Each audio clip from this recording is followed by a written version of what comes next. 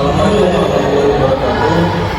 Kami dari kelompok 2 ingin presentasi modul 8 Network Layer. Perkenalkan, nama saya Nanda Arif Muhammadi dari kelas 2B dan nomor saya. Perkenalkan, nama saya Zar Pratama dari kelas 2D. Perkenalkan, nama saya Sulaiman Wijaya dari kelas 2D. Saya Jaya dari kelas 2D. Saya Rasya Punya dari kelas 2D. Oke, di sini kami akan mulai. Assalamualaikum warahmatullahi wabarakatuh. Perkenalkan, nama saya Dian Reni dari kelas 2B dengan NPM 25782036. Di sini saya akan menjelaskan modul 8, yaitu lapisan jaringan atau network layer. Di sini masuk ke materi pertama 8.1, yaitu karakteristik lapisan jaringan. 8.1.1 lapisan jaringan. Lapisan jaringan atau UC Layer 3 menyediakan layanan untuk memungkinkan perangkat akhir bertukar data di seluruh jaringan. Dan IPv4 dan IPv6 adalah protokol komunikasi lapisan jaringan utama. Protokol lapisan jaringan lain itu termasuk protokol peruteran seperti OSPF dan protokol perpesanan seperti ICMP. Dan protokol lapisan jaringan itu ada di lapisan ketiga. Kemudian untuk mencapai komunikasi end-to-end melintasi batas jaringan, protokol lapisan jaringan melakukan 4 operasi dasar. Yang pertama itu menangani perangkat akhir, yaitu harus dikonfigurasikan dengan alamat IP yang unik untuk mengidentifikasi di jaringan. Kedua, ada enkapsulasi, yaitu lapisan jaringan merangkum unit data protokol atau PDU dari lapisan transportasi ke dalam paket. Dan proses enkapsulasi itu menambahkan informasi header IP seperti alamat IP, host sumber pengirim, dan tujuan pengirim. Dan proses enkapsulasi itu dilakukan oleh sumber paket IP. Ketiga, itu ada peruteran, yaitu lapisan jaringan menyediakan layanan untuk mengarahkan paket ke host tujuan jaringan lainnya. Untuk melakukan perjalanan ke jaringan lain, paket harus diproses oleh router. Dan peran router itu adalah memilih jalur terbaik dan mengarahkan paket ke host tujuan dalam proses yang dikenal sebagai peruteran.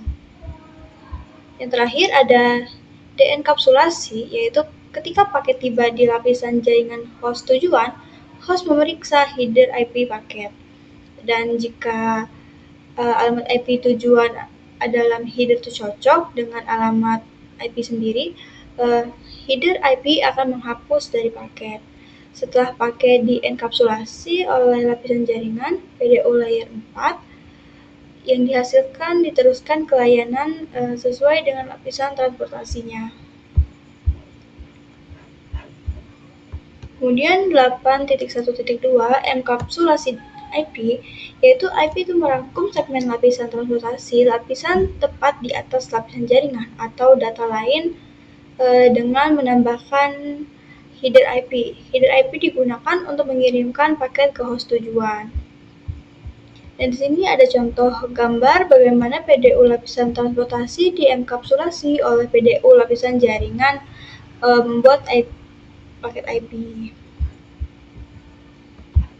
Kemudian 8.1.3 itu karakteristik IP. IP dirancang sebagai protokol dengan overhead rendah, yaitu hanya menyediakan fungsi yang diperlukan untuk mengirimkan paket dari sumber tujuan melalui sistem jaringan yang saling terhubung. Dan protokol itu tidak dirancang untuk melacak dan mengelola aliran paket. Fungsi-fungsi itu jika diperlukan dilakukan oleh protokol di lapisan lain, terutama TCP lapisan 4. Ada beberapa karakteristik dasar IP. Yang pertama itu connectionless, yaitu tidak ada koneksi dengan tujuan yang dibuat sebelum pengirim paket data. Kedua, upaya terbaik. IP secara inherent tidak dapat diandalkan karena mengirim paket tidak dijamin. Terakhir, media Independen itu pengoperasian tidak bergantung pada media, yaitu tembaga, selang optik, atau nirkabel yang membawa data. Selanjutnya 8.1.4 tanpa koneksi. IP tidak bersifat koneksi, artinya tuh tidak ada koneksi end-to-end khusus untuk dibuat oleh IP sebelum data dikirim. Contohnya tuh seperti kita mengirim surat kepada orang tanpa memberitahu pengirim terlebih dahulu. Di sini ada analoginya, itu surat kemudian masuk ke dalam kotak surat, kemudian dikirim, dan surat ini nih masuk diantarkan ke rumah penerima. Ini koneksi jaringannya. Kemudian 8.1.5 yaitu upaya terbaik, yaitu IP juga tidak memerlukan bidang tambahan di header untuk mempertahankan koneksi yang dibuat, dan tanpa koneksi end-to-end yang telah ditetapkan sebelumnya, pengirim tidak menyadari apakah perangkat tujuan dan fungsi saat mengirim paket itu juga tidak menyadari apakah tujuan menerima paket atau jika perangkat tujuan dapat mengakses dan membaca paket. Contoh gambarnya seperti ini. Kemudian 8.1.6 media independen, yaitu tidak dapat diandalkan berarti bahwa IP tidak memiliki kemampuan untuk mengelola dan memulihkan dari paket yang tidak terkirim atau rusak. Dikarenakan meskipun paket IP dikirim dengan informasi tentang lokasi pengiriman, paket IP tidak berisi informasi yang dapat diproses untuk memberitahu pengirim apakah pengirim itu berhasil. Dan IP berproses secara independen dari media yang membawa data di lapisan bawah tumpukan protokol. Contohnya seperti pada gambar di sini.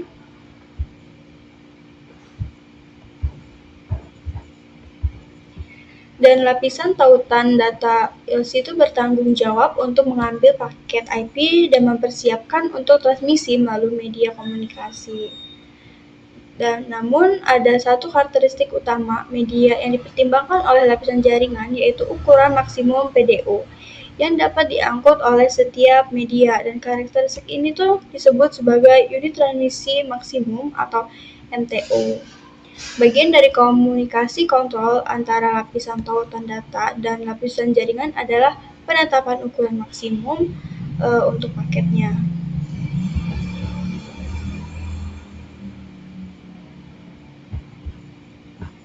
Mungkin itu saja yang dapat saya jelaskan di materi karakteristik lapisan jaringan. Selanjutnya akan dijelaskan oleh rekan saya. Perkenalkan, nama saya Ananda Haris Rahmadi dengan NPM 2578232. Di sini saya akan melanjutkan di 8.2.1 yaitu header paket IPv4. IPv4 ini adalah salah satu protokol komunikasi lapisan jaringan utama. Header paket IPv4 digunakan untuk memastikan bahwa paket ini terkirim ke tujuan selanjutnya dalam perjalanan menuju perangkat tujuan akhir. Dia ngasih alamat dan memastikan itu sampai ke tujuan akhirnya. Jadi header paket IPv4 itu terdiri dari file yang berisi informasi penting tentang paket tersebut. File-file ini berisi angka biner yang diperiksa oleh proses layer 3. Selanjutnya di 8.2.2, bidang header paket IPv4, nilai biner dari setiap file mengidentifikasi berbagai pengaturan paket IP, diagram header protokol yang dibaca dari kiri ke kanan dan dari atas ke bawah, memberikan visual untuk dirujuk ketika membahas file protokol. Diagram header protokol IP pada gambar mengidentifikasi file dari paket IPv4 seperti ini, kolom dalam header IPv4.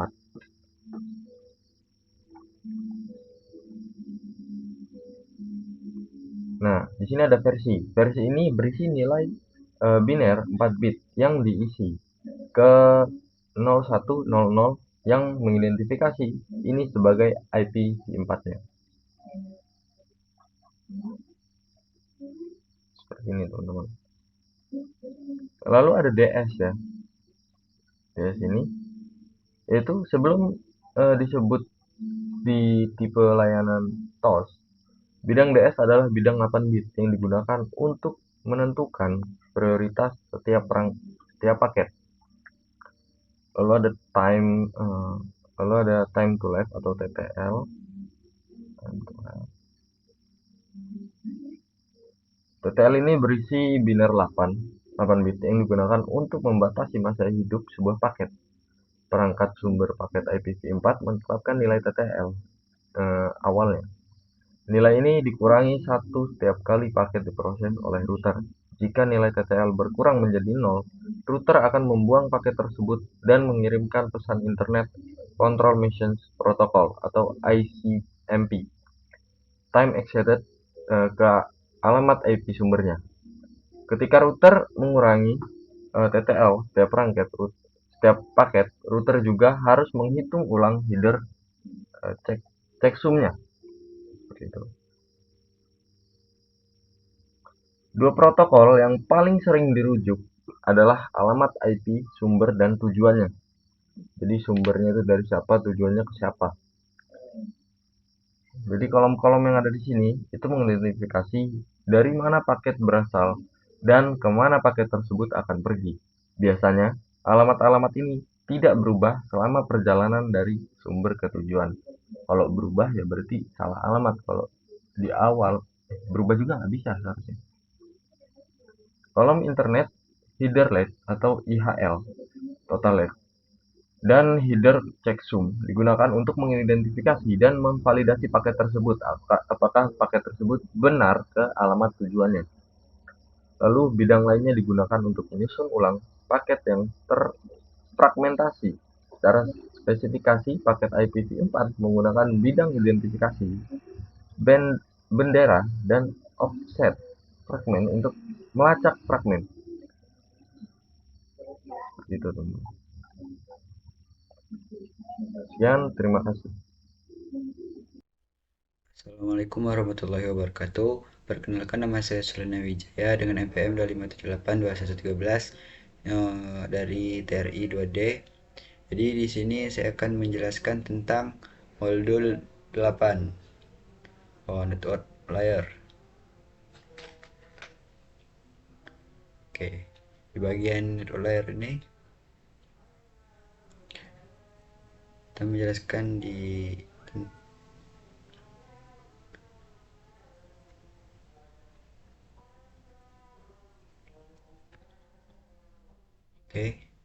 atau lapisan jaringan. Oke, di sini kita menjelaskan di bagian 8.3 paket IPv6. Oke, kita masuk. Di sini ada namanya keterbatasan IPv4.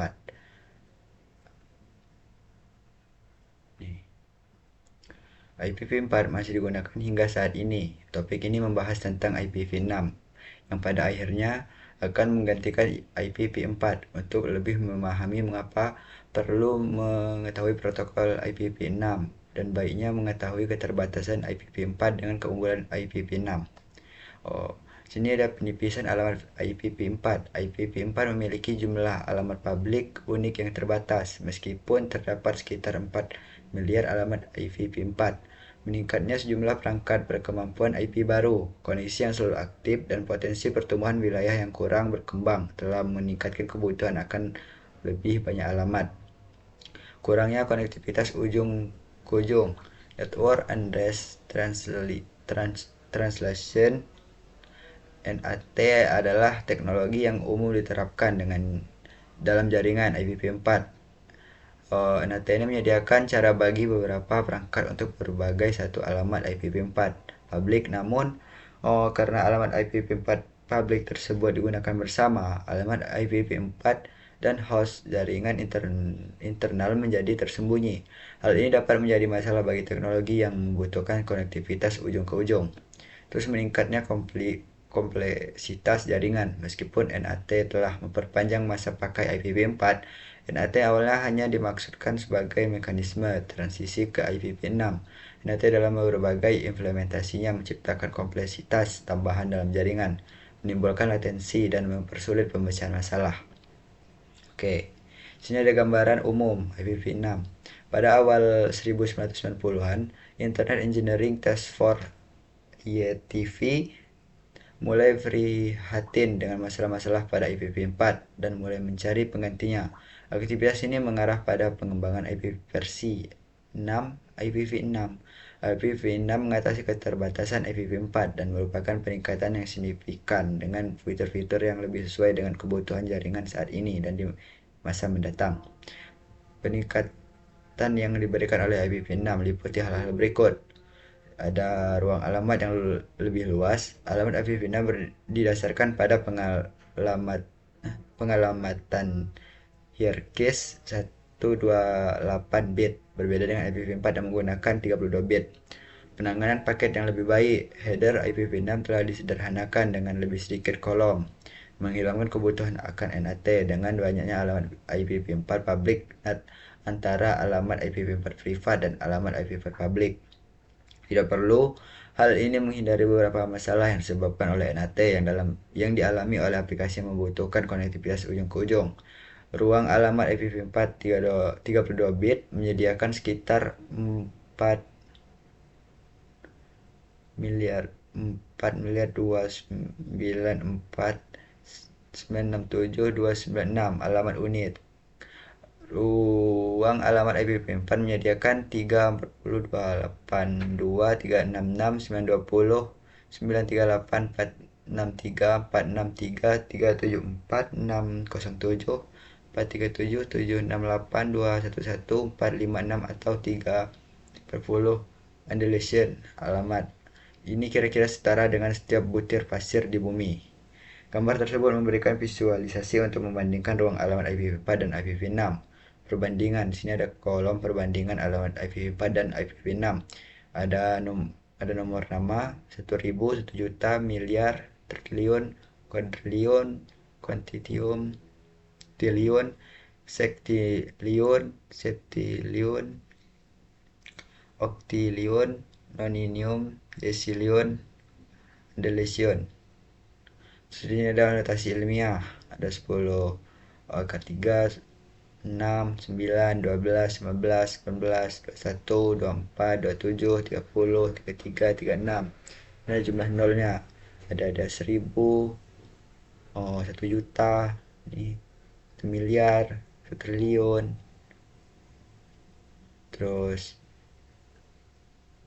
ada juga ini sesuai sama ini tadi, kuadrilium, kuntiliun, septiliun, septiliun, octinion, nonilion, desilion, undulation.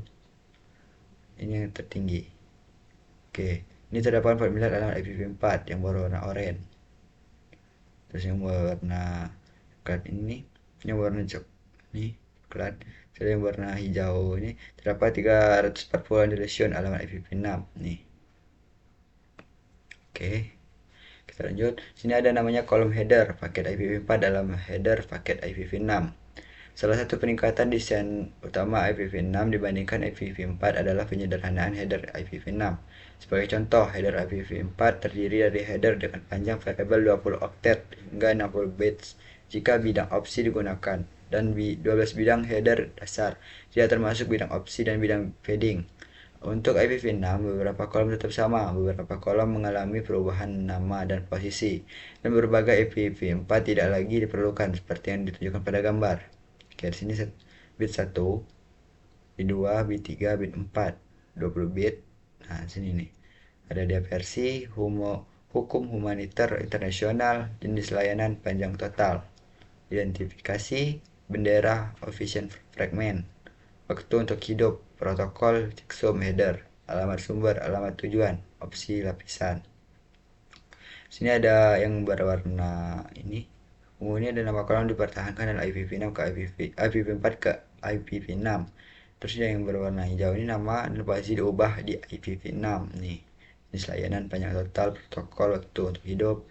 Terus ada yang berwarna kayak kehitaman ini, kolom yang tidak lagi diperlukan di IPv6 nih, opsi lapisan, bendera, checksum, header, official fragment, identifikasi, hukum humaniter router internasional. Jadi ini tidak digunakan lagi di IPv6. Jadi ini ada yang perbedaannya.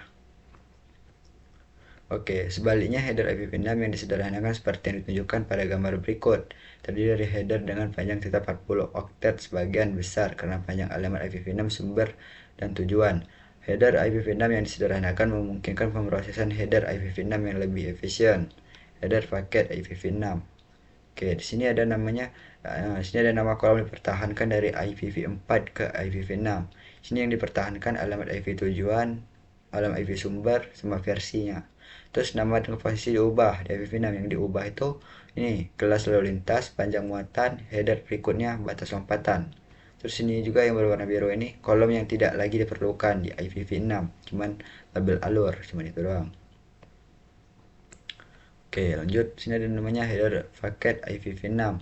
Diagram berikut protokol IP pada gambar tersebut mengidentifikasi bidang-bidang dari sebuah paket IPv6.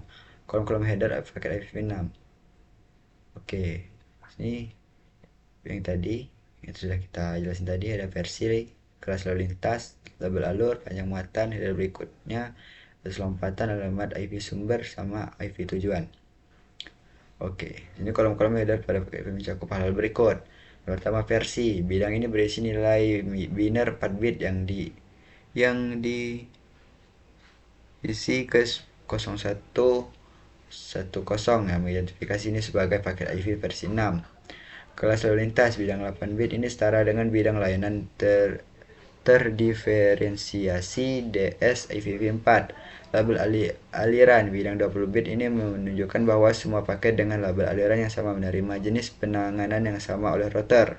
Panjang muatan bidang 16 bit ini menunjukkan panjang bagian data atau muatan IPv6 ini tidak termasuk panjang header IPv6 yang merupakan header tetap berukuran 40 bit.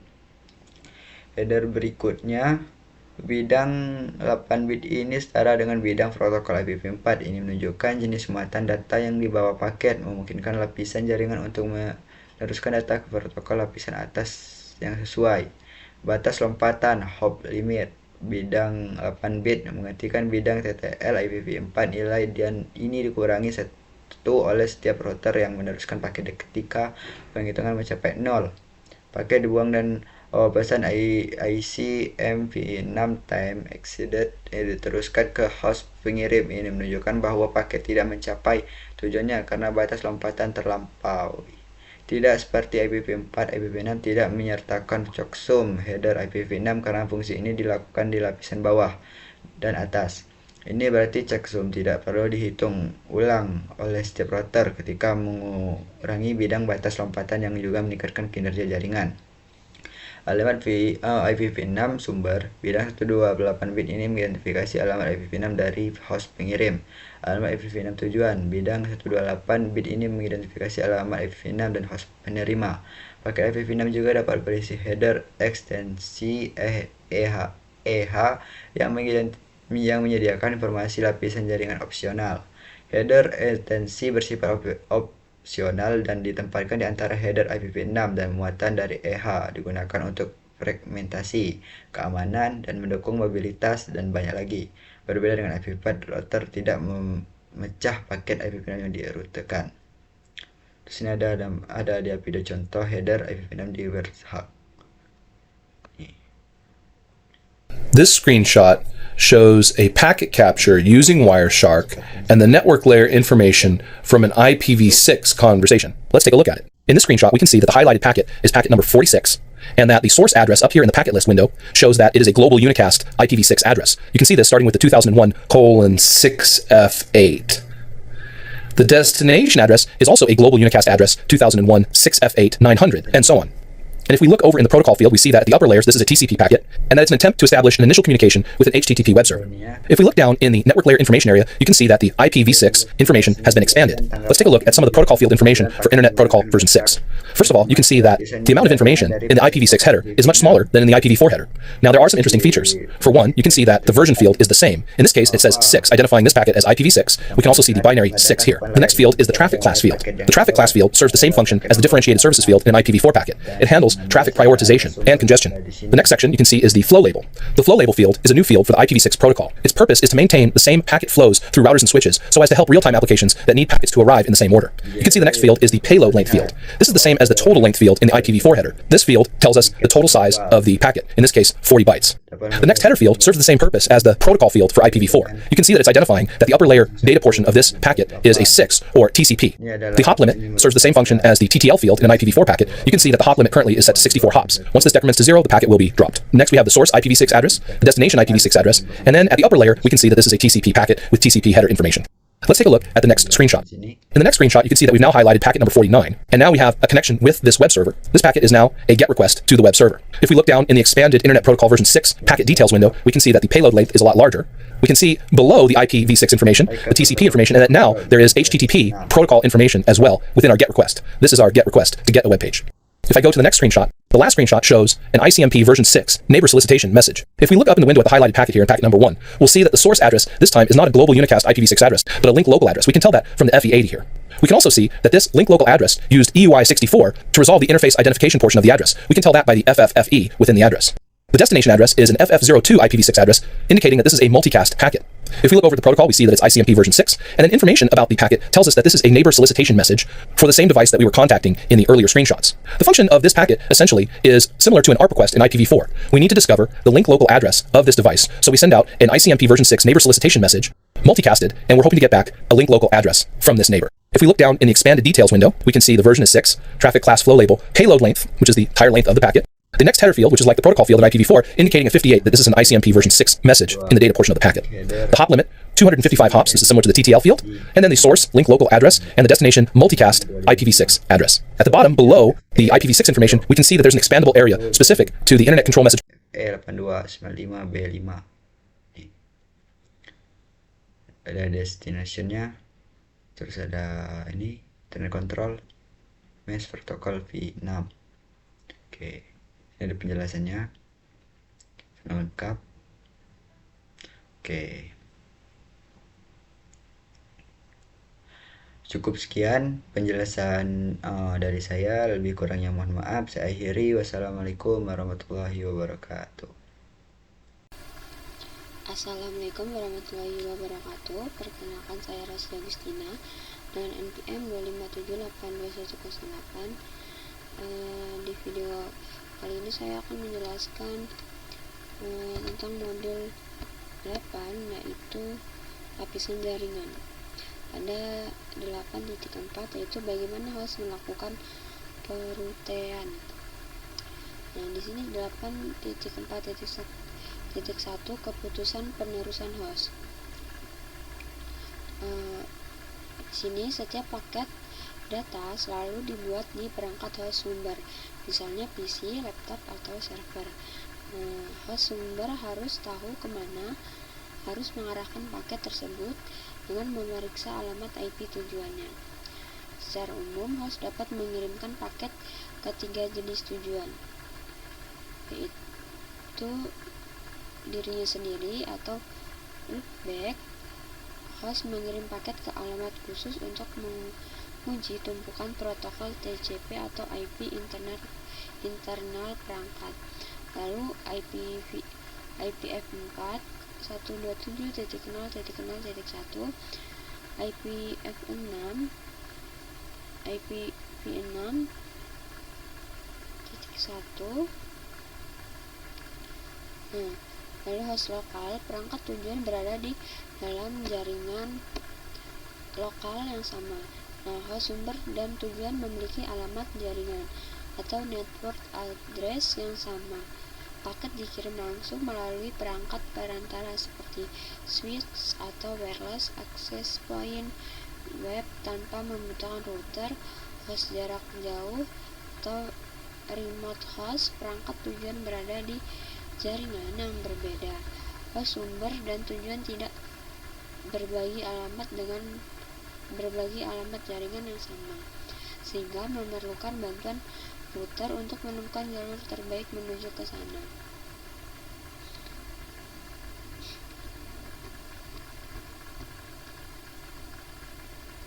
Nah, bagaimana host tahu tujuan lokal atau jarak jauh? Nah, pada IPv4 ini host menggunakan kombinasi IP-nya sendiri, subnet mask dan IP tujuan untuk melakukan perhitungan. Lalu pada IPv6, router lokal menyebarkan informasi prefix atau alamat jaringan lokal kepada seluruh perangkat di jaringan tersebut.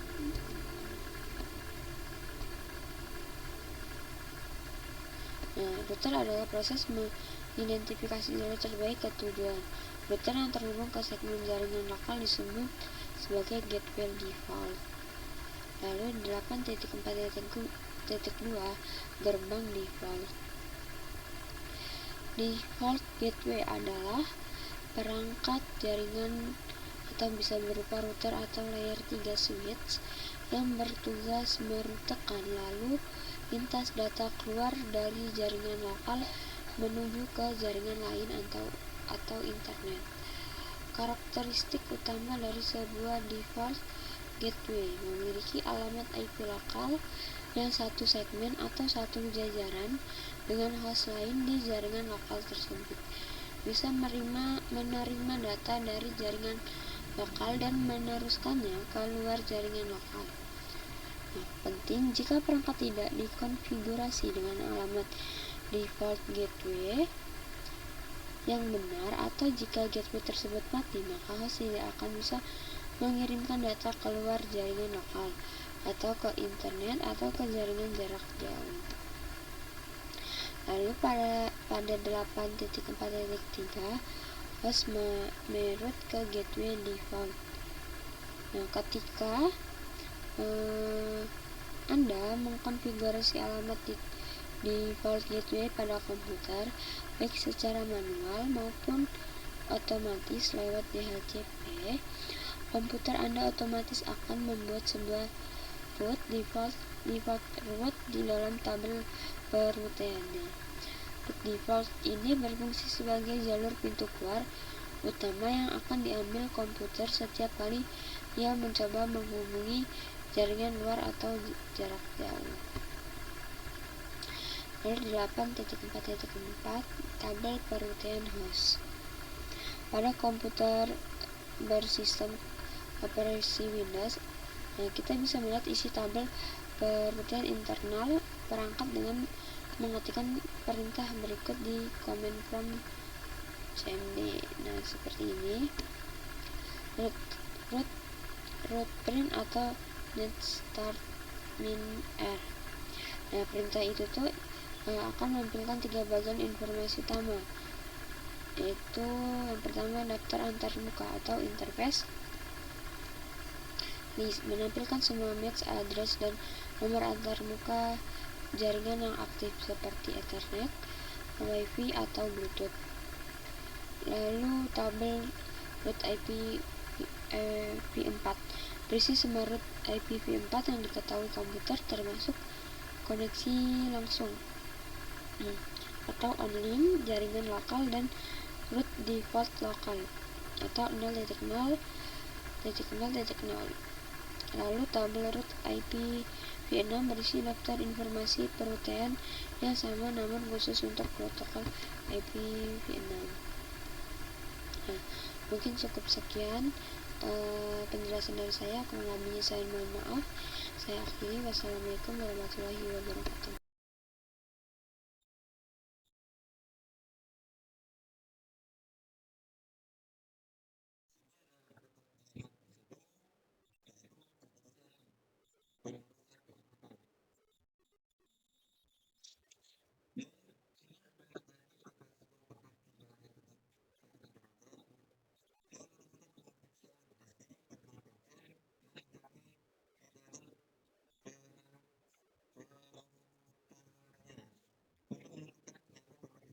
Diteruskan.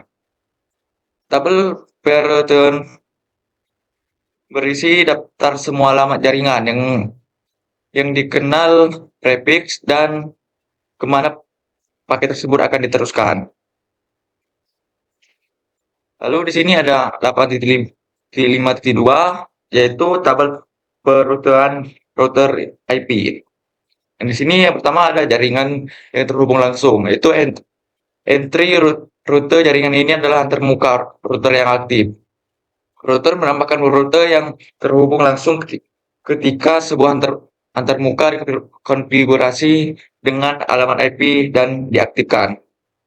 Yang kedua ada jaringan jarak jauh. Entry rute jaringan ini terhubung ke router lain. Router mempelajari tentang jaringan jarak jauh baik dengan konfigurasi secara eksplisit oleh administrator atau dengan bertukar informasi rute menggunakan protokol rutuan dinamis. Yang ketiga yaitu rute default. Seperti halnya host, sebagian besar router juga menyertai entry rute default, yaitu gateway pilihan terakhir. Rute default digunakan ketika tidak ada kecocokan yang lebih baik. Sini ada 8.5.3. Rute statis adalah entry rute yang dikonfigurasi secara manual. Gambar tersebut menunjukkan contoh rute statis yang dikonfigurasi secara manual pada router R1.